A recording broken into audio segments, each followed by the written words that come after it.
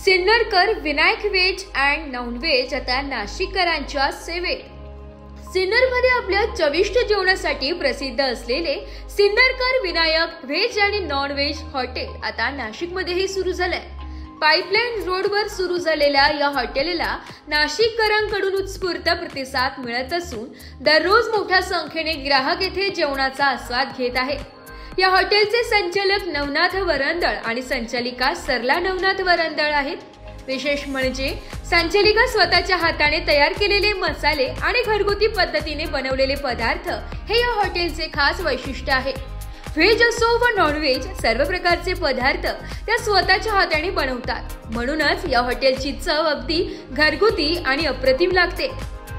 ग्राहकांच्या समाधानासाठी नेहमी ताजे, दर्जेदार आणि रुचकर जेवण येथे उपलब्ध केले जाते।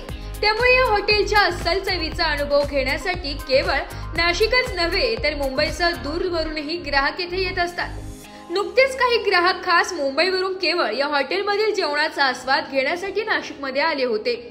सिन्नरमधील लोकप्रियता आणि अस्सल घरगुती चव यामुळे Sinnarkar Vinayak veg and non veg आता नाशिककरांसाठी एक खास खाद्यपदार्थांचे ठिकाण ठरले आहे।